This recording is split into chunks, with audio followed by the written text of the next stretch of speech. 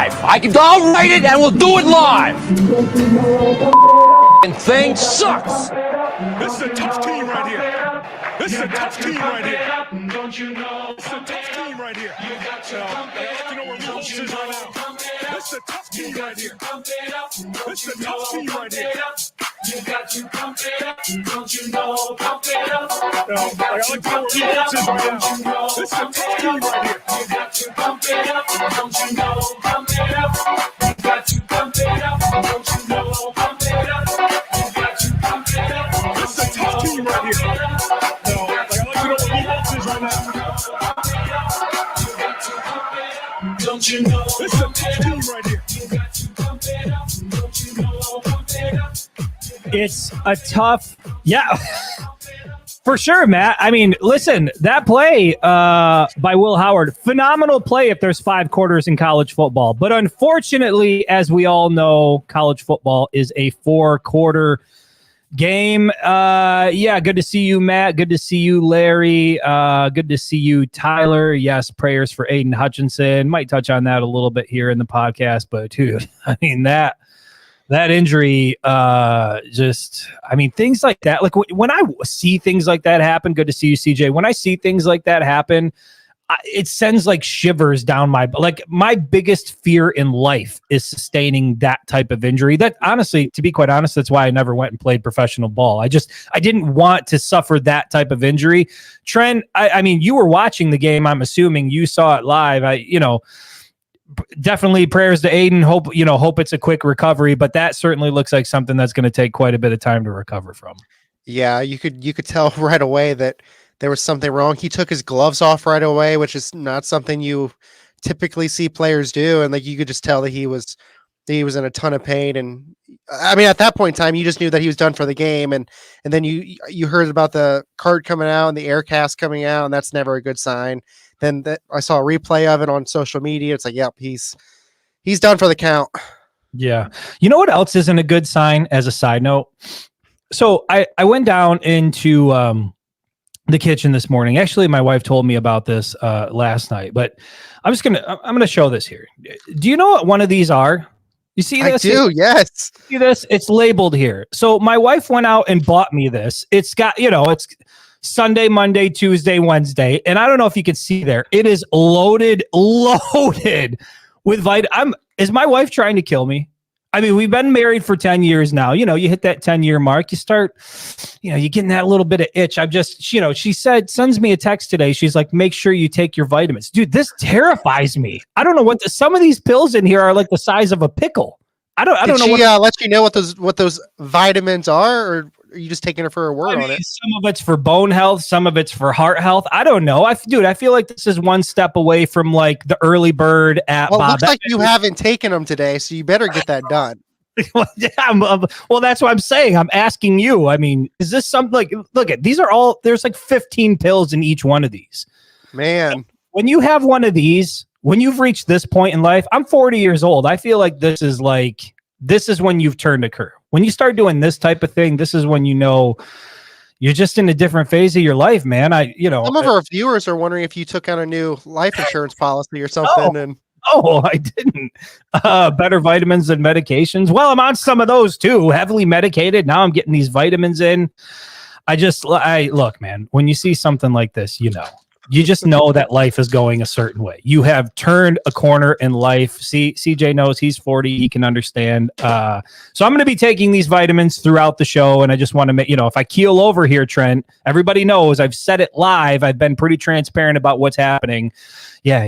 That's when you start to, when they start to watch these shows about how I got away with it type documentary, these murder shows, that's when, and then you get the vitamin pill on the counter. And then before you know it, that's all she wrote. Where the hell were we going? I have no idea. We went from Aiden Hutchinson to your vitamins. Should we just spend an entire show talking about supplements and vitamins? Listen, what guys, medication have you taken today? I'll start selling these just to make money on the side. This is how we're really going to fund what it is we're doing here, Trent. Actually, I'm sure that would probably work. hemorrhaging viewers at the moment. Listen, there was some football over the weekend. Michigan did not play. They were on a bye week, thank God, because I think it came at the most appropriate time, obviously, for the Wolverines, who have a lot of things that they need to work on. We talked about that after the game, the road game against Washington. It just, still a lot of issues with this team, a lot of things that we're hoping can get fixed in the bye week. And we're going to find out when Michigan hits the road, goes down to Champaign and takes on Illinois this weekend. But with Michigan on the bye week, look, I think all of us were tuned in on Saturday night, really wanted to see a top Big Ten matchup, top three teams, Ohio State, Oregon, wanted to see what that was going to look like. Obviously, both of those teams are still on Michigan's schedule. And Trent, I mean, as you were watching that game, it became clear to me, for as much as I hate Ohio State, that those two teams right now, at least, are the class of the Big Ten Conference. We saw how it ultimately played out. I mean, can you give me your overall thoughts? These are the two top teams. Michigan's got to face both of these guys. You get Oregon at home. You got Ohio State on the road. Overall thoughts on what you've seen from those two programs on Saturday as I start number one here. Number one. This is your big boy here. Yeah, you spoke it. I mean, watching that game, it's very apparent that Ohio State and Oregon are the top two teams, I think, in the Big Ten. Penn State, they're 3-4 maybe. I know that they went out and beat USC, but that wasn't a great win for Penn State. USC's been struggling, and Penn State got the job done, but they're not even close to Ohio State and Oregon right now. Well, actually, I think I told you this, but what went through my mind is Michigan plays both Oregon and Ohio State. How in the world is the Michigan secondary going to stop or slow down either Oregon or Ohio State? Because right now, I don't even see how it's possible. I think both Oregon and Ohio State have better playmakers than what Texas has. And you saw exactly what Texas did against Jair Hill and Zeke Berry. Man, I mean, something has got to change from now until Michigan plays Oregon in a few weeks, and then especially Ohio State at the end of the year. But until then, it's Michigan's offense better get it together. That's all I'm going to say. Yeah, I think that's certainly a big take. And yeah, Matt, no issue in that department. Just so that we're clear here. He says, at least I didn't see the blue pill. Yeah, that's not going to be for another 5 years at least. But yeah, as you're watching these two teams sort of do battle, I mean, both of them put up 400 yards of almost 500 yards of offense. Both obviously have a competent passing game, which, concerningly is one of Michigan's biggest question marks right now, is being able to be solid in the pass defense. And I think as I was watching it, one of the things that really stood out to me is, although Ohio State, everything we've heard about that team going into the season, what this roster looked like, you go back, Urban Meyer during the offseason, he went and watched them in fall camp, and he said, I think this is the best Ohio State team ever assembled. I mean, they were talking about the Buckeyes in that light, that this team it's not just elite. This might be the best Buckeye team ever put together. They are very much human. They are very much beatable. They are very much prone to making mistakes. And Ryan Day is very much prone to making coaching mistakes. And certainly down the stretch, man, I mean, it's always easy to Monday morning quarterback it, but there were some coaching decisions down the stretch from Ryan Day that were just real head scratchers. I mean, why in the hell do you have Will Howard dropping back to throw the ball when you can just run the ball, get yourself in field goal position? Yeah, you were already basically in field goal range when he dropped back. And already in field goal position. You've got a timeout in your pocket. I mean, you lose all of that. And so, I mean, listen, I'll say this. I don't think Ohio State has ever lost a football game, Trent. I don't think Ohio State has ever lost a football game. Ohio State either wins a football game or Ohio State was cheated out of a football game. I don't know that they have ever lost a football game. And it's why, I mean, did you see Ohio State fans, their reaction on social media after the game? Obviously, a lot of them were upset with Ryan Day. But this idea that Will Howard slid down and you're freeze framing it and you're like, see, he was down. There was still a second. They could have called the timeout. The refs, I saw one guy say, I can accept a loss, but I hate it when we beat ourselves and I hate when we have to compete against the refs. Like, this is becoming a problem now with Ohio State's fan base. This group of folks, they do not know how to accept a loss. Trent, what's happening down there? What do you think is driving this? Because we saw it back in 2019 against Clemson. I put the article out on the SI page. Year after year after year, Ryan Day continues to blow it, lose against big-time opponents, and then their fans go to social media and they think there's some sort of conspiracy. Yeah, I want to remind you and everybody else that I live right in Ohio. So, like, a lot of people that I know are huge Buckeye fans. So I get it. I get to witness it all in real time. Like, a ton of my friends on Facebook were going on about Ryan Day, how he needs fired and the whole coaching staff needs to go. And how Will Howard sucks and they should have never brought him in, that they need to let Julian Sayin start. Al McCord's over there at Syracuse just being like, yeah, that was a good decision to get the hell out of here. Yeah. I mean, it's amazing how Ohio State fans, how spoiled they are with winning football games. And then when they do lose a game, no matter if it's against Michigan or now Oregon, they've lost 2 games to Oregon the last 2 times they've played each other. And they just can't take it. Like, Michigan's lost 2 games this year. I know the fan base is somewhat in shambles from losing 2 games, but I was going to say, we've got people that suck in this. Yeah.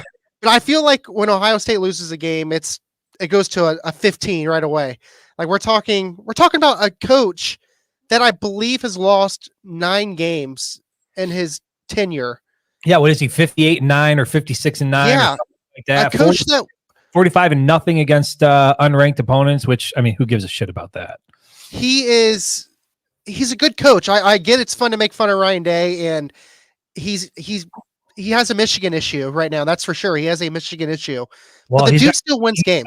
He's got a Michigan issue. He's got a top 5 issue. He's now 1-7 against top 5 teams rated in the college football playoff rankings. Like, I just think I think it showed me, like I said, it showed me that Ohio State, for as much as you try to do in the portal and for as much as you try to do on the recruiting trail and for all the hype that goes into it, on Saturday, you still got to go out. You still got to play the football games, and anything can happen on any given Saturday. And I think Oregon proved that, which, by the way, we talked about this before. This Oregon team beat Boise State by a touchdown. They were in a dogfight with Idaho.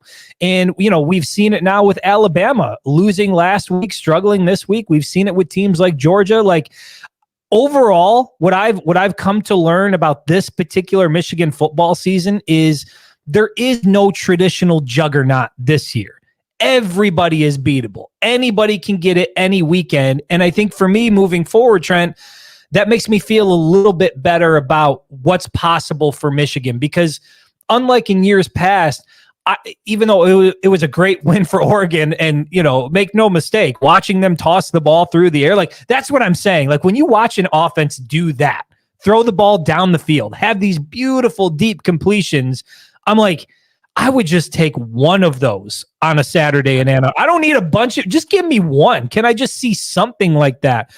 But even though Oregon looked good, I still think they're beatable. I still think they got to come to Ann Arbor. They still got to deal with the Michigan defense. And if this team can find a way to make things difficult on Oregon's offense, I think they're going to have a shot. And so really down the stretch, watching that game made me feel good because anytime you watch Ohio State lose, it feels good, especially with dude, the confidence level they felt going into that game, and Jeremiah Smith here and Will Howard this, and then, there's no humbling this fan base, but I think it was a dose of reality really quick that any weekend, any time, any place you can lose. And so I think that's what I take away from it the most, man. Like, there's still a lot of football to be played. Michigan obviously has a lot of things to work on, but this Big Ten conference, like, you got Penn State out there undefeated. Penn State narrowly escapes on the road against USC. You've got Rutgers still out there undefeated. I think they're coming off of a bye week. Indiana is still out there undefeated. Like, the Big Ten conference through 6 weeks is very much still up for grabs. And, where is Michigan going to fall into the picture? Who knows? But you watch these two teams duke it out. And once again, anything can happen on any Saturday. Chris, one thing that's in Michigan's favor when Oregon comes to Ann Arbor, I don't understand the stat, but there's something behind it. Big Ten teams are now 3-10 when traveling across 2 or more time zones for a conference game this year.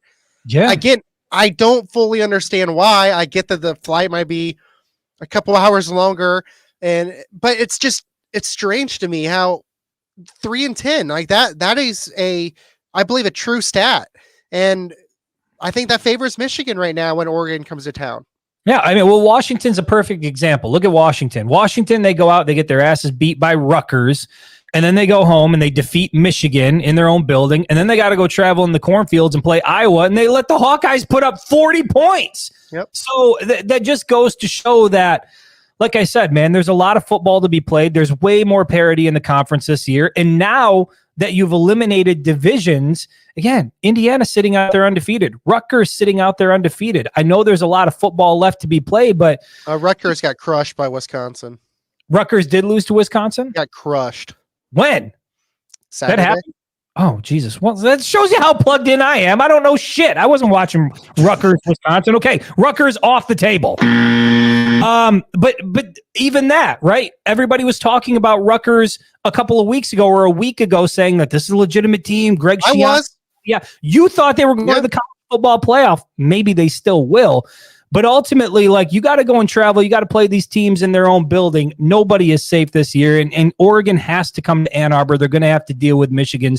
You talked about it when we were texting the other day that, you know, maybe we'll get a little bit of weather on our side. Maybe Oregon's going to have to deal with some of the elements. Michigan wants a tsunami in the big house, so Dylan Gabriel can't throw all over. Anything you can do to slow down that passing attack and force them to run the ball. But I don't know, man. Even though Michigan, 4-2, it hasn't really gone the way we've wanted it to go. It feels like it's been a very, just a very intriguing, interesting, exciting year in the Big Ten. Like watching Penn State out at USC and, having some of the teams come into the big house that we've been able to see. These matchups with conference realignment, I think, has just been incredible. And Oregon, Ohio State was just another example of that. 2 top 3 teams going at it out in Eugene. And it was an incredible night of football. So let's start to shift our focus from that, because we could talk about Ohio State's misery all afternoon long. We've all seen it. I've written like 17 articles about it. Like, I'm very much enjoying their fan base collapsing out there. But there's some Michigan stuff that we need to talk about. And Trent, you put out an article. I think it was yesterday you put the article out. We've talked about some things that we want to see now in the second half of the season. We spent some time talking about that last week in terms of, like, not necessarily personnel, but what we wanted to see from the defense in terms of what Wink Martindale was doing and what the scheme was going to look like and what Kirk Campbell was going to be doing offensively, what the scheme was going to look like there. But you said there are 3 players. You've seen them now in the first half of the season. You think they need to get more reps in the second half. Who are those 3 Wolverines you want to see on the field more over the last 6 weeks? Let's start with the offense. I think that one player that I think the whole fan base could get behind. Let's put number 1 out there. Let's see some more Morian Walker. We've seen him one time this season, and that was against Washington when Jack Tuttle comes into the game. 22-yard strike in the middle of the field, and then you don't see him the rest of the game. Let's try to get Walker put in the game. Michigan's leading receiver, not counting Colston Loveland. Michigan's leading receiver is Samaj Morgan with 78 yards. 78 yards is the leading wide receiver on Michigan this season. The top 3 players who receive the most snaps are Kendrick Bell, Tyler Morris, and Samaj Morgan. You also have guys like Peyton O'Leary and CJ Charleston receiving snaps. But Michigan, they kind of show their hand when those guys are in, because they block more than they run routes. When they're in the game, those 2 players have 30 more run blocking snaps than they do receiving snaps. So if you're going to show your hand like that, why don't you play a guy like Morian Walker who can add some athletic ability to that receiver room and go out and catch some passes? Well, let me ask you this. How much of the lack of what we've seen from Amarian Walker so far through 6 weeks, because again, it was just 1 catch against Washington. It looked good, but it is just 1 catch. I think I remember Arkansas State. He was out on the field and he went for a deep route. But at that point, it was Davis Warren still at quarterback. I think Warren had to scramble out of the pocket, so he missed him deep. How much of the lack of Amarian Walker do you think has been due to just what the quarterback situation is at Michigan? That that really they haven't had the type of guy who can stretch the field and can throw a deep ball, quite frankly. Do you think that's why we haven't seen him? Or do you think there's maybe some other reason why a guy like that, I mean, dude, he's 6'3", he's the tallest guy out of in the wide receiver room. He played defense. They moved him to defense last year. We saw videos coming out where he's a freak athlete. Look at him go through the cone drill and look at him do this, look at him do that. We haven't seen shit from him. So how much of that do you think is due to just the poor quarterback play that we've seen? I mean, it's possible, but at the same time, if you're trying not to show what you're doing, which I don't know that Michigan really cares, but I think you got to mix up your personnel a little bit. You got to get that receiving threat into the game some. A guy like Frederick Moore, he's kind of the same way. When he's in the game, Michigan's typically throwing the football. He doesn't block very often in the run department. So maybe that's why his snap count is down compared to Peyton O'Leary and CJ Charleston and those type of players, because Michigan, they don't want to play them if they're not going to be sound blockers. That's what Michigan prides their receivers on, is blocking for the run game. But at the same time, I think if you are going to use a Jack Tuttle, even Davis Warren to some extent, then I think you need to get those guys onto the field who could help with the pass game. I mean, talk about something that you noticed when you were watching Ohio State, Oregon. Go look at the wide receiver stats after that game. Go look at the wide receiver stats for Oregon and Ohio State after one game and compare that to Michigan's through 6 weeks. Like, those guys are doing in one game what Michigan wide receivers haven't been able to do in 6 weeks. And so I think you're at the point where it's like you just have to find a way to develop that. And we've talked about that. I mean, dude, that we're beating a dead horse with that point. Like, if the passing game gets better, everything with the offense gets better. Dwayne from the Facebook page, this is not on Trent's list, but Trent and I did talk about this when he called me the other night. You know, Michigan brought in a lot of transfer defensive back. A lot of guys from the portal that were supposed to supplement things. And Trent, I don't know that we've seen any of these guys this year, at least not in any meaningful reps. Saw Amir Hall a little bit. I think when Will Johnson was out for a game, we saw him have to step up and play more. But dude, these transfer defensive backs, like, I understand that Michigan has guys in a starting role, but we have not seen much of these guys through 6 weeks. No, Ricky Johnson, I think he has 15 I don't even know that he's on the team, to be honest. Is Ricky Johnson is he in Ann Arbor? He's played, but like I said, he's only played like 15 or 20 total snaps through 6 games. Mangun from Michigan State, he's been battling an injury since week 2. And Wesley Walker, he's played, hasn't looked all that great in play time, but he has played, but he's also dealing with injuries. And then Amir Hall, he's been out for a couple games too, dealing with injuries. So it's like that whole room is just shaken up. I mean, you remember how excited we were when they went out and hauled in 4 guys in the secondary, and you're like, well, Rod Moore goes down, but you're bringing in a lot of veterans. You've gotten essentially nothing from those guys through 6 weeks. So, yeah, that is a good point, Dwayne. That is something we talked about, but it wasn't on Trent's list. So, Amari Walker, number 1 on your list. Who's the second guy that you want to see get more reps in the second half of the season? So, sticking with the secondary, I'm not asking Michigan to bench either Quentin Johnson or Makari Page, because I think they're both good. They're both veterans. They know what they're doing, but it's safe to say that both have had struggles, especially Makari Page. He has been somewhat a liability in coverage this season, filling in for Rod Moore. So how about we try to mix in and rotate a guy like Brandon Hillman, who is a sophomore. Coaches and players have called him a heat-seeking missile with how fast he plays and how he tackles. Makari Page has had 340 snaps, Quentin Johnson 330, and Brandon Hillman has received 120 snaps in the 5 games that he's played. What's noteworthy, though, is using PFF's grading system, Brandon Hillman has outgraded Makari Page in the overall defensive grade, and run defensive grade, and coverage.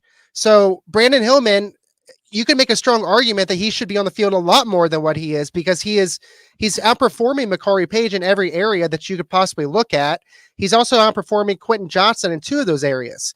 So again, not saying that Michigan should bench either one of those guys, but getting a guy like that onto the field more, maybe even rotating him in at nickel if he can play that.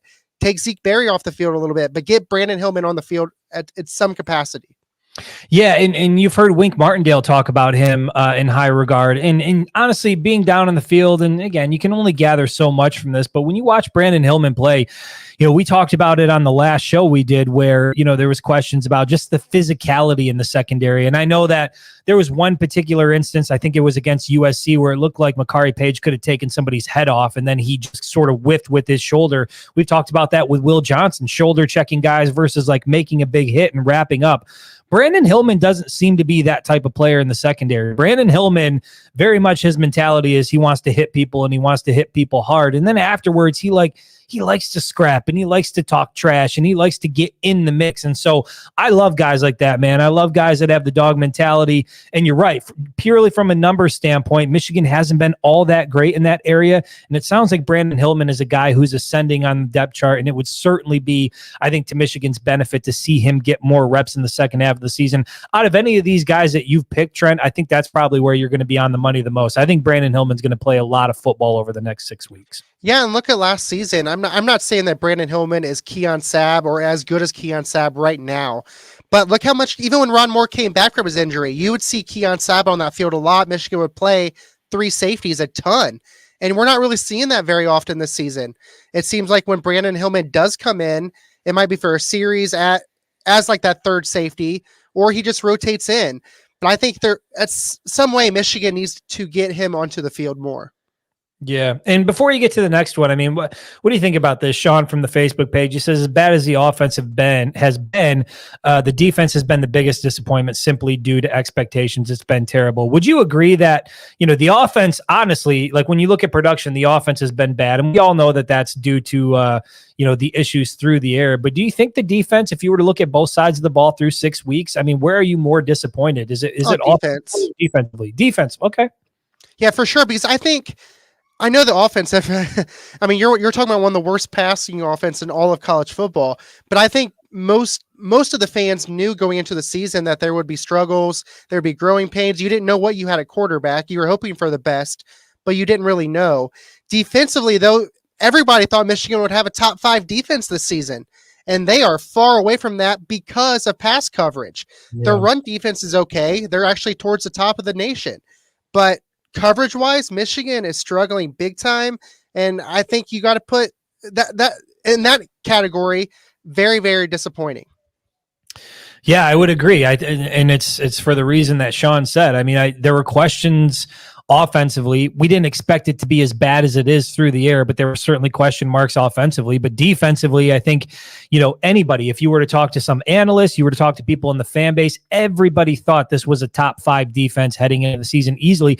Hell, Trent, I remember talking about how this defense could be better than what we saw in 2023. Yeah. And, when you look at just the inconsistencies, when you look at what's gone on in the second half and, being outscored in the second half in 4 straight games and continuously allowing, your opponents to put points on the board late, crawl back into the game, giving up a ton of yards through the air, one of the worst pass defenses in the country through the air. When you see that from a defense like this with the type of personnel that Michigan has on the field, you're talking about 2 or 3 potential first-round draft picks that are over on that side of the ball. It's pretty damn concerning. So yeah, Sean, I think you make a valid point. That's certainly one of the biggest disappointments. Trent, who is the third guy that you want to see more from here in the second half of the season? So we're kind of talking about the same sample size as what Brandon Hillman brings to the table, but at linebacker, the linebackers have been disappointing this year for Michigan. Look at, we got another one of them in here. Look at him making excuses already. Look at this guy. Oh, God bless you. God bless you, Buckeye One. Welcome to the show. Wait a minute. I was going to say, look at it. A redeeming quality right here. We do a good job. There we go. People that hate us can acknowledge that we're somewhat decent. I appreciate that. So anyway, the Michigan linebackers have been disappointing this season. And kind of all facets of the defense, coverage and tackling, just different areas. I think a guy like Jimmy Rolder, who played a ton as a true freshman, had injuries last season, struggled to get back onto the field. I think he makes a strong case of being more rotated in to the game. He's played 107 total snaps this season for Michigan. But get this, he grades out better for the whole defensive grade. Jimmy Rolder has a 71.5. Ernest Hausman has a 64.9, and Jayshawn Barham is towards the bottom of the whole team with a 55.5 PFF grade. And then also run defense, Jimmy Rolder, 76. Barham, 69.9, and Hausman, 65.5. And then tackling, Rolder outgrades Ernest Hausman by quite a bit. So once again, I don't think Michigan should bench either Barham or Hausman, but I think you make a strong case of getting Rolder rotated in more often than what he is. Yeah, I mean, it's hard to argue with that. The numbers are what the numbers are. And I remember bringing in Jayshawn Barham, who again was one of the top linebackers in the conference in his final year with Maryland. And he came over. And I mean, dude, when you stand around Jayshawn Barham and you look at him, you're like, this guy is huge. This guy is big. This guy is a problem on the field. And then you see him with the helmet on and the pads on, and you're like, yeah, that's a legit linebacker. And I'm not trying to take anything away from him because, still trying to get acclimated. There's a lot of people in this defense that aren't performing, I think, to the level that they could be. I mean, we talked about Will Johnson being in that category as well. I do think Jayshawn Barham has the ability and capability to be an elite linebacker in this Michigan defense. But again, the numbers are what the numbers are. Jimmy Rolder plays good football when he's on the field, and I think you make a pretty strong case that you should probably see more of that while you're out there. You just, at this point, whoever it is on the defensive side of the ball, you need guys that can play consistent. You need guys that can play disciplined football. And if Jimmy Rolder is that guy, regardless of what the recruiting ranking is, regardless of what the measurables are, if he's that guy for you, he's got to be on the field more in the second half of the season. Yeah, definitely. I feel like, of course, I made the article, but I feel like all three guys, you could make a strong case for all those guys to see way more play time than what they have in the first 6 games. Yeah, and this is one, Dwayne Jones from the Facebook page, this is one that Trent and I did talk about, and Trent has been, he way more so than me. You talk about that right side of the offensive line, Evan Link, when, you go back to the beginning of the season, it was, is it going to be Andrew Gentry? Is it going to be Jeffrey Percy? And we kept going back and forth and back and forth. And then like 3 days before the season kicked off, it was announced that Evan Link, sophomore, right? Evan Link was going to be starting at the right tackle position. And there's been some growing pains there. And Evan Link, to me, has sort of gone through the same process of what Jair Hill has gone through in his sophomore year at the corner position. You see some flashes of it. You see why they're there, but there's clearly still room to grow. Trent, was Evan Link on your list as a potential guy that maybe shouldn't be replaced, but you'd like to see somebody else there more at right tackle as the season goes on? Yeah, absolutely. I mean, it's hard not to tell it how it is. Evan Link has been one of the worst right tackles, not even in the Big Ten, but all of football, with his pressure rate. Right here. with pressure rate and sacks allowed. Trent Knoop, just a grade A Michigan hater. Wait till you hear what he said about wanting to make a potential trade. We'll get to that later in the show, but much later in the show. Top tier Michigan hater right here, Trent Knoop. But I think that, I guess the bottom line is, it's either Sharon Moore feels so strongly about what Evan Link could be, and maybe next year as Michigan's right tackle, and you just want to get him through the growing pains, or that the backups are much worse than what was anticipated, because I think everybody thought Andrew Gentry had the job locked up. And then all of a sudden he comes in as the 6th lineman, but it's not even, Michigan doesn't even consider putting Gentry in for Evan Link. They don't have an issue rotating their centers. Like you see that with Greg Crippen and Dom Gadice, but you don't see that at right tackle. And that's the one position that has struggled game in and game out. So yeah, I definitely thought about it, putting Evan Link into that conversation, but I don't think it's something that's a possibility at this point. Trent, they want to know what's the deal with the shirt. You're rocking purple. They say Trent's shirt is suspect. What's going on over there with the t-shirt? Oh my goodness. You see, this is what we're dealing with over here. Last week, 5-0. You see that? To throw all these compliments at Trent, how Trent has been such a great addition to the show. Trent's this, Trent's that. And then, there's another side to Trent in addition to the bowling that you guys don't get to see, that only I'm aware of. Matt Kirby, always off the top rope and always appreciated. Let's see if there's anything else in here before we. Yeah, so I mean, certainly, I think you can make a case there. But then the question is, with Evan Link there and not playing so well, and there's potential there for sure, and he's getting valuable reps. And I think that when he comes back for his junior season, now you've got a guy who's got a full season of reps under his belt. It's kind of the same thing. It's not really apples to apples, but that you could say about Jaden Davis. Like if Jaden Davis came out and played all season and struggled, you'd be much happier with returning starter Jaden Davis, coming into his sophomore year. And I think that's probably where you're at with Evan Link. I think there's flashes of him playing well, but there's certainly lapses on the offensive line, and he's been a part of that. And, will it pay off for Michigan next year? That's what the hope is. But we talked about this a lot, man. Like, as far as the Michigan offensive line is concerned, there are a lot of veterans up front. Greg Crippen is a senior. Josh Preeb, that's a veteran guy. Miles Hinton, that's a veteran guy. Gio, veteran guy. This offensive line next year is probably going to look very different than it looks this year. And so you're going to have, once again, there's going to be a lot of shifting up front, a lot of new guys coming in. It's kind of nice to know that you've got Evan Link coming back, assuming, with all that experience, assuming that he's made the type of strides he needs to make. And to be fair, with Sharon Moore still in Ann Arbor, for as many questions as people have about him as head coach, which, maybe some valid, maybe others not, he has been a part of developing some really, really good offensive lines at the University of Michigan. And so you got to expect that type of thing is going to continue moving forward. Yeah, definitely. And I feel like when Evan Link committed to Michigan, that would have been 2 years ago, I think Sharon Moore was the reason why. And I feel like he views Evan Link is a 5-star recruit. He was a top 4-star recruit. It was his guy. He's now the head coach, and he's like, I want this guy to play.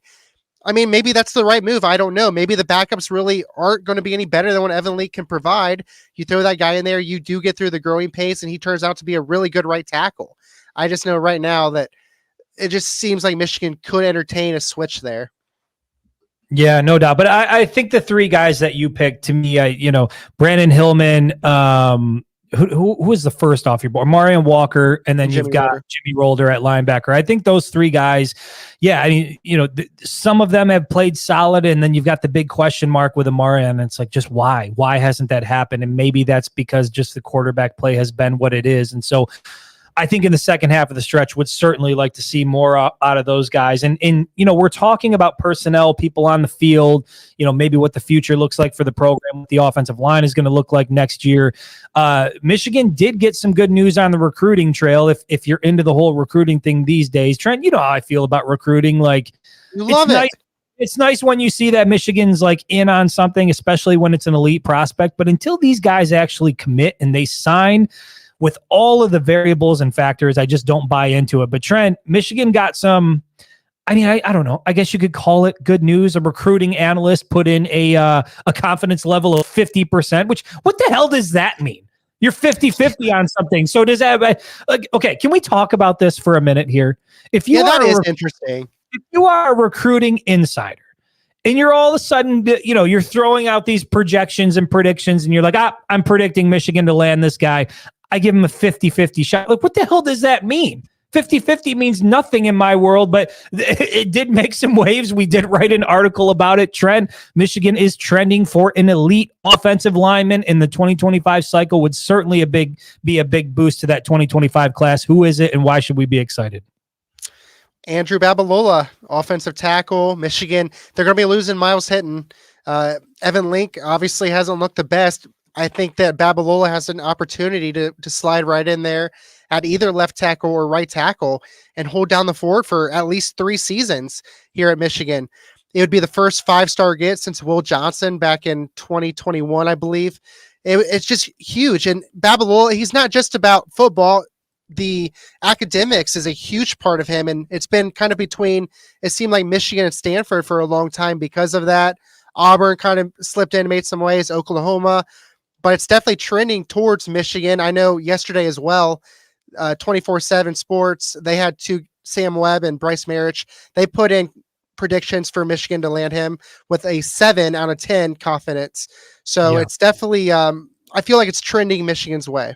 That was after the on-3 one, yes, right? Yes. So can I ask you, as a guy who doesn't really know shit about how this works, maybe you can give me a better understanding. Is it just coincidence that they all put it in at the same time? Or is it you see one guy do it and you're like, well, he's doing it. Now I've got to go and do it. Like, explain to the idiots like me who don't really understand, why are there a flurry of predictions coming in the same day, same general time frame. Well, I mean, you kind of hope that that's not how it is, but in the grand scheme of things, Steve Wiltfong, who initially put the prediction in for On 3, he's like the national guy, right? Like he's a guy who has inside sources everywhere, and it seems like when a guy like that puts a prediction in, like your Michigan beat or guys who cover recruiting might kind of go that way as well.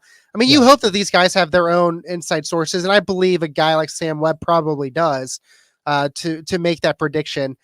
But obviously, it's very coincidental that it happens right after a guy, as Wiltfong puts it in. Yeah, I mean, oddly enough, I put my prediction in right after Sam Webb did. Not for any reason. I just, I hear things too over here at the SI page. Jesus Christ, losing cabin pressure. Rico, what is this all about? Like, look, I like you, Rico, from the Facebook page.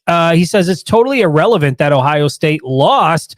They're going to the playoff and we're not. I'll celebrate when they lose in the playoff. It feels a little bit early to be talking like that, wouldn't you say, Rico? I mean, Ohio State still got to go on the road and play Penn State. Still got to play Michigan at home, a team that they haven't beaten. I think you should enjoy it anytime Ohio State loses, whether that's one time or if that's every game of the season. I think you should all enjoy it when Ohio State loses a game. Just go to social media and watch. It's a show. It's literally a movie in itself when Ohio State loses a game. I mean, Rico thinks just mail in the season. Just stop the count right now. Ohio State is a playoff team. No, there's still 6 weeks of football left here, Rico. And like we talked about earlier in the show, Ohio State on paper, they are elite. They look unbeatable. But when they get on the field on Saturday and they play a formidable opponent, and Ryan Day has to be in his bag as a head coach and try to make some critical decisions down the stretch, there are cracks in this team. The Ohio State defense gave up a lot of yards through the air. They gave up a lot of yards on the ground. Right. Denzel Burke burnt toast during that game. They gave up like 100 and what? It was either 133 or 150 yards on the ground, whatever the case is. Ohio State is not unbeatable. They got to go to Happy Valley. They got to play the Wolverines. And I'll say this again, and I've said it 100 times already.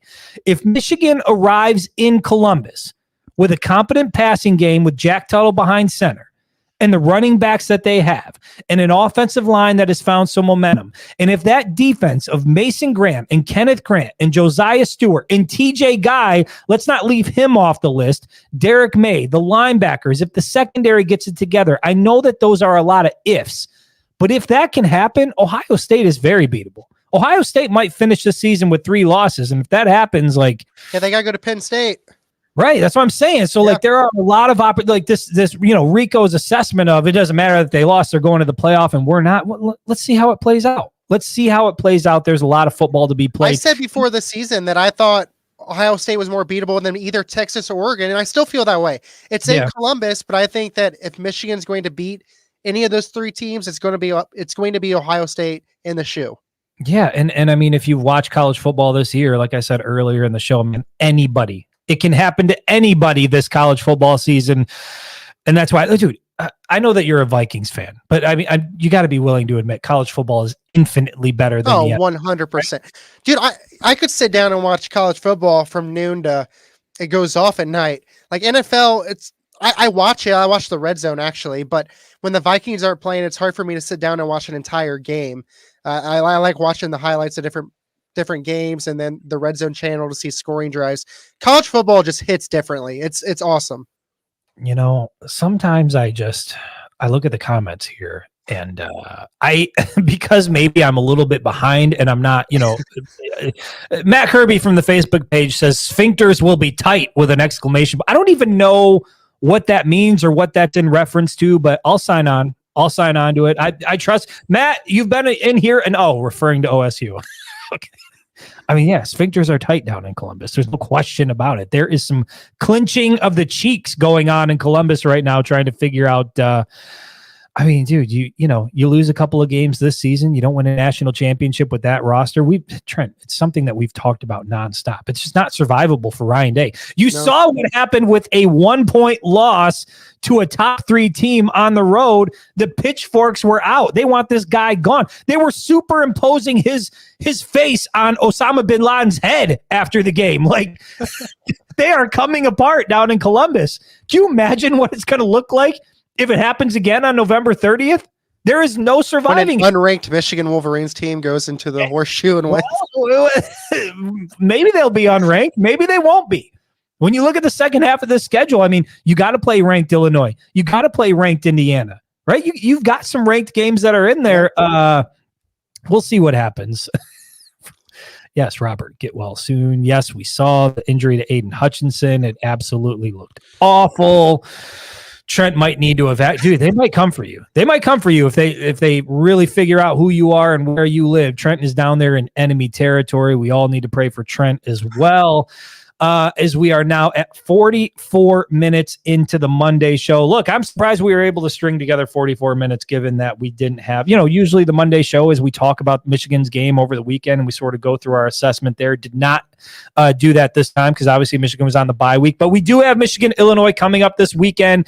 Illinois ranked in the top 25. They are 5-1. They've got one loss that came courtesy of Penn State. It was on the road. They had to go to Happy Valley, lost by 2 touchdowns. But, dude, Illinois last weekend, Fighting Illini, put 50 on the board. 50 in an overtime win over Purdue. I get it. Purdue's trash. Purdue is nada. But they also give up, 40-something to Purdue? Listen, it doesn't matter how much you give up. It only matters how much you score. If you score one more than the other team, that's a dub, and they did, and they put 50 up in doing so. Illinois also went on the road and beat Nebraska in overtime earlier in the season. Trent, what is your concern? I mean, usually as a Michigan fan, you see Illinois on the schedule and you're like, that's a dub. This year it feels a little bit different. You got to go down to Champaign. Michigan has some concerns offensively and defensively.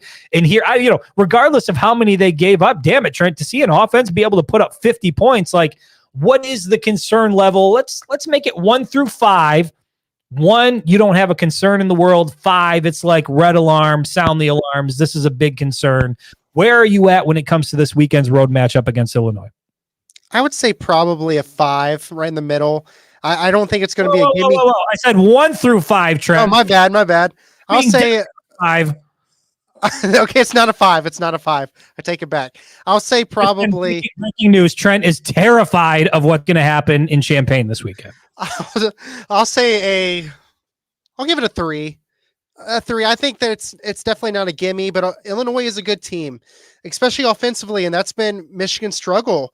Obviously, Michigan has their own offensive challenges, but defensively, I mean, Michigan through the air has struggled really bad, and that's something that Illinois they strive on their passing game. Luke Altmaier, he's averages, I think, close to 240 yards through the air per game. He's thrown 14 touchdowns and only 1 interception. I do believe the silver lining, though, Vegas, they don't like to lose money, but they already came out and said Michigan is a 1-point favorite entering the game at Illinois. So there's definitely a reason for that. And then kind of diving in just some quick stats here. Illinois is ranked 77th in the country against the run. They allow close to 150 yards per game to the opposition. And then also sacks allowed. Illinois has allowed 19 sacks this season, which is ranked 122nd. So 2 of Michigan's really their strong suits, running the football and then pass rush. Yeah. I feel like you could really break that open against Illinois. Yeah, I'd put it at a 3. They're certainly no slouch. And again, they're a top 25 team. They're 5-1 on the season. And they have beat some ranked teams. I think, didn't Illinois beat Kansas earlier in the year when they were ranked number 19?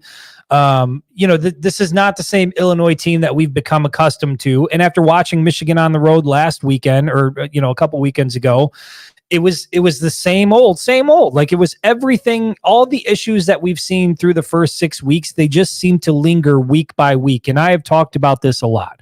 that this bye week came at a perfect time because the sample size was now big enough. The sample size was big enough on Davis Warren. It was big enough on Alex Orji. And I think Sharon Moore made the right move to go to Jack Tuttle when he did. I think you know what you have in the running game and the offensive line. Question marks in the pass pro, sure, but at least from a rushing standpoint, they seem to be getting it figured out. Trent's talked about this before, but up front, the front four, they seem to be playing a lot better. Question marks at the linebacker a little bit, and then certainly in the secondary. There were a lot of things to clean up going into the bye week, and I think the hope is that Sharon Moore and Kurt Campbell and Wink Martindale all sat down and they really want to build on what's working, and more importantly, they're willing to go back to the drawing board and alter and fix the things that aren't working. You can't just stay the course. I think anybody that watched this team through the first 6 weeks, they know for sure you can't stay the course and just continue playing that brand of football. You got to fix some things in the second half. And I think that overall is the biggest question mark about this Michigan football program right now. This is the biggest question mark about Wink Martindale and Kurt Campbell, and more importantly, Sharon Moore. Does this coaching staff have the ability to take 6 weeks of data, sit in a room, and find a plan that's going to be more effective in the back half of the season than what we saw in the first half of the season? And so because that is a question mark, I put it at a 3. But if the Wolverines come out, they play efficiently on the offensive side of the ball. We see an offense that can put up 150 yards through the air, and then we see a defense that doesn't completely collapse in the second half, and they can outscore their opponent in the second half. I think it sets Michigan up for a very successful run in the second half of the season. But if we see those same issues, lack of consistency offensively, Jack Tuttle can't move the ball down the field, wide receivers basically are no impact on the game whatsoever, and then we see lapses in judgment on the defensive side of the ball, inconsistent play. Dude, I go from thinking that this team could possibly get to 10 wins might be a stretch. I don't think they're going to go undefeated in the second, but a 9-win team, at the second half of the season can get to 9 wins versus you look at the remainder of that schedule and we're looking at a team that could finish 7-5 very easily, depending on what we see against Illinois. So for that reason, I put it at a 3, but damn it, Trent, it is time now. There is no more, we've got to continue to get better week, but you need to come out of the bye week and you need to show that you've got the ability to make the changes that need to be made. And that's really, a lot of people have put their aim and their focus at Sharon Moore and blamed him for this and blamed him for that. This is one area where you can look to Sharon Moore. And if Michigan looks the same week 7 as it did through week 6, you can look at him and say, what are we doing here? Yeah, there's issues. Why have we not been able to fix this? And that's the point where I think, the conversation will become fair to have about Sharon Moore. So that does lead into, I think, what I want my final question of the show. Look at always. Trent knows this better than anybody. I'm a glass half full type guy. Always riding the opposite. You know me, rainbows and sunshine, Trent. That's just who I am at my core. I ooze positivity. But I will say this, Shem. There's no question about it. If Michigan looks shaky against Illinois on the road, and I get it, Illinois is not a scrub, but if they look shaky, all of a sudden I'm looking at Michigan State and I'm a little concerned. I'm looking at Indiana and I'm real concerned. I'm looking at Oregon concerned. I'm looking at Northwestern a little bit nervous. I mean, I think that's a win, but when a team plays inconsistent, you never know. And I think that's why week 7 is going to be so important for this team, for this fan base, for the coaching staff, for everybody to see, we have it. We can fix it. This can be a real fun second half of the season now. Well, Chris is mostly a half class full type of person, but I will say when it's on the other side, there is nothing in that glass whatsoever. It is gone. That is very true. My glass is, it's half full, but when it gets below half full, you might as well just take the glass and throw it at the wall because it doesn't even exist at this point. So that's a very astute observation. Did I even use that word right? This might be the first time in my life I've ever said astute. Astute observation from Matt Kirby. Yeah, he wanted to fire Harbaugh. Look at you. Look at you, Chris. Well, okay. Look, I'm not going to run from it. Yeah, after 2020, I was pretty much in the same boat that 95% of the rest of this fan base was in. You know who wasn't, Chris? Do you know who wasn't in that boat? I don't know. This guy right here. This guy. Yeah, right, it was do or die, right? It was do or die in 2021, right? After 2 and 4. Jeez, we're going to rehash the 2020 season. My goodness. We don't have enough time for this. You know what? Screw you, Matt Kirby. Screw you. Oh, yeah, it was just you. Now look, he called you a dickhead earlier. Now it's just you and him in the love boat. Just, Here it comes. Here we go. All the burner accounts, best buddies, Trent for MVP. Get my typing fingers ready real quick here. Just need a little confidence boost. Look, all right. So here's where we're going to end the show. Because I was looking at the remainder of Michigan's schedule, and I was thinking about this. If they go out and they look good on the road against a top 25 team, and they do have somewhat of a semblance of a passing game, and they can get to 150 yards, and we still see Khalil Mullings being a big factor, and Donovan Edwards being able to break off some runs here and there. We do see the wide receivers get involved, and we do see the defense put together some consistent play. I think 9-3 is in the cards when I look at the remainder of this schedule. I think they're going to split Oregon, Ohio State, but I think 9-3 is certainly in the cards. They can go 5-1 in the second half of the stretch. Trent, here's the question that I have for you. If Michigan does beat ranked Illinois, if Michigan does beat ranked Indiana, and if Michigan splits against two ranked teams that everybody seems to agree are the top two teams, not just in the conference, but in the country with Oregon, Ohio State, if Michigan goes 5-1 in the second half of the season, 9-3 on the year, is this a playoff team? Is there a chance we could see the Wolverines in the playoff with that resume? I think there's a chance. I would like to know how badly they lose to either Oregon or Ohio State, and then how much they win by against Oregon or Ohio State. I think the committee could look at that and be like, well, Michigan just blew out Ohio State, but barely lost to Oregon. Like, we could consider this team a playoff team because the final 6 games, I mean, that's what they're looking at, right? They're going to be looking at the Ohio State game or the Oregon game because that's toward the end of the season. And also, though, like we've talked about before, what are the other conferences doing? What's the SEC looking like? How many 2 or 3 lost teams are in there? Like, Alabama doesn't look all that great, but at the end of the day, they only have 1 loss. So if they have 2 losses, they're going to get in before Michigan. Same with Georgia. Same with Texas. If they would drop 2 games, so I think there's just I don't know, but I do believe that if Michigan could go 5-1, you'd have to consider the Wolverines in the 12-team playoff. And how do you feel about it? I mean, you're looking at this team, and I get it. If we see first half Michigan in the second half, 5-1 was 100% out of the cards. But sitting here right now, I mean, where is your optimism that this team can get to 9-3, 5-1 in the second half of the season? Like, are we giving this like a percentage? However you want to do it. If you want to do it a percentage, if you want to do it on a scale of 1 to 5, 1 to 10, however you want to do it. 10%. 10%? 10%. I don't think it's going to happen. What has Michigan done this season to make you think that they're going to go 5-1 to finish this year? Oh my God, 10%? I didn't expect that, Trent. My goodness. I mean, if we're being objective, the defense, they've looked bad. I mean, the secondary has been atrocious. Offensively, they can't throw the ball to save their lives. Well, I do think Jack Tuttle will provide a spark. Not Butts anymore. I do think Jack Tuttle will provide a spark. I haven't seen anything to make me think that Michigan's going to beat Illinois, Indiana, Ohio State, Oregon, Michigan State, and Northwestern. I just don't see how they're going to go 6-0 or 5-1 to finish the season to get into the playoff.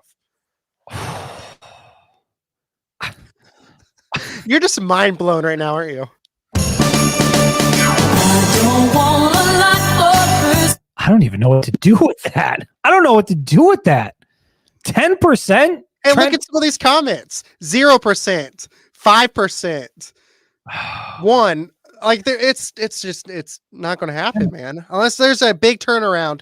If this bye week was like the biggest turnaround ever, like, it's not going to happen. Well, look, 8%,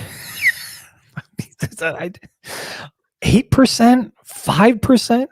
Chris is going to come out here with like 75% chance it's going to happen. Robert says they will not, in all caps, get to 9 wins. Holy hell. Did not expect that. Yeah, I mean, I guess if it was a percentage like that Michigan can get to 9-3, I'm probably like, you know what? I'm going to take a page out of On3. I'm at a 50-50 right now. Oh my gosh. I'm at a 50-50. No way. Here's where it is, Trent. Here's where it is. Because I'm 50-50 right now on Jack Tuttle. I'm 50-50 on whether or not he can be a guy that can get 150 to 200 yards through the air consistently for the Wolverines. And I know I say this a lot, but if Michigan can get 150 or 200 yards through the air, opens it up for the running game, time of possession gets better, you're able to sustain drives, you're able to put more points on the board, you're not putting your defense in a bad position all of the time, and then maybe that helps some of the inconsistencies we've seen defensively.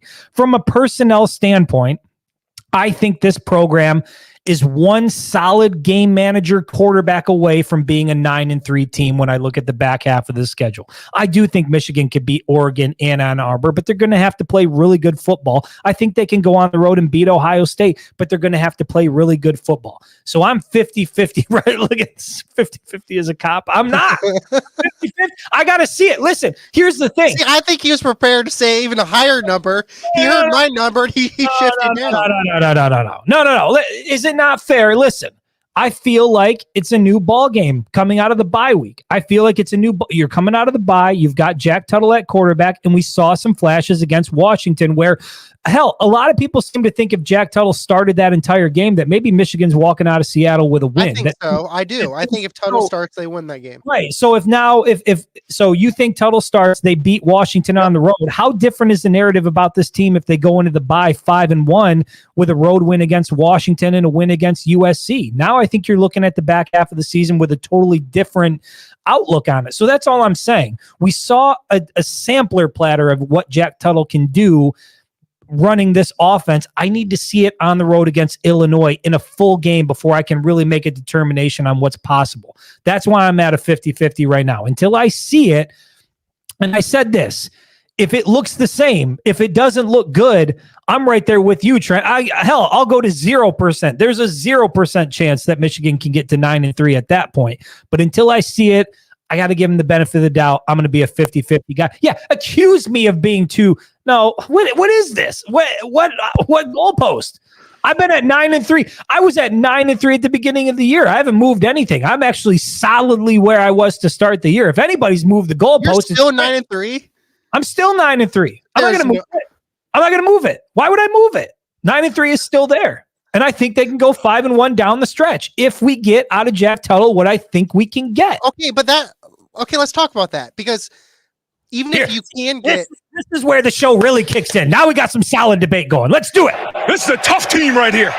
Even if you can get 150 yards on Jack Tuttle, which is extremely low, but I know that's been the number that we've been talking about for several weeks now. If you can get 150 yards on him, what are you getting out of the defense? Because there's nothing about that linebacker to secondary. There's nothing that gives you hope that you can stop an Oregon or you can stop an Indiana or an Ohio State, because Jair Hill, Zeke Berry, Makari Page, they have all been poor. They have not been good this year. They have been inconsistent. They have had good plays. We've seen Zeke Berry make good plays. We've seen Jair Hill make good plays. Hell, it was 2 weeks ago that we were talking about Jair Hill finally coming into his own. So it hasn't been a straight line of poor play. It has just been inconsistent play. Sometimes they look good. Sometimes they don't. That's the question mark. I think the personnel is good. Can they put it together for a full 4 quarters?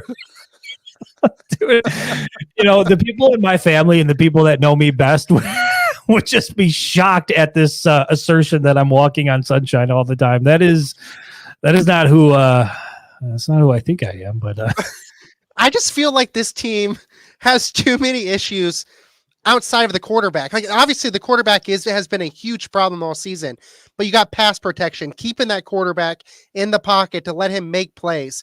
The run game started off shaky. It's been better, but receivers, are any of them going to create separation? Defensively, again, the linebackers, your secondary, I agree with you. Like, Jair Hill has had good games. Zeke Berry has made plays. But, right, the consistency is a huge, huge issue. And what makes me think that they're just going to snap out of it for the final 6 weeks of the season and turn it around and play great football from here on out, because there's been nothing to make me believe going from the bye week to this week against Illinois that it's just going to be a huge turnaround. I mean, it's fair. I'm not going to knock you for it. It's fair to think. I mean, I think the safe bet is to think that the issues we saw in the first half will continue in the second half. And I think that's really, like I said, where you find out what you have in your coaching staff, what you have in your coordinators, what you have in Sharon Moore.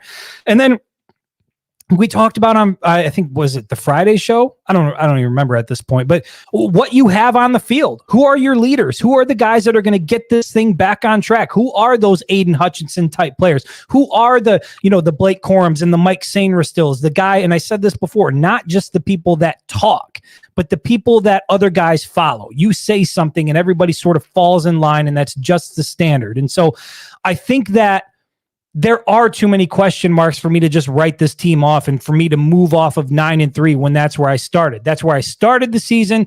That's where I'm going to stay coming out of the bye week.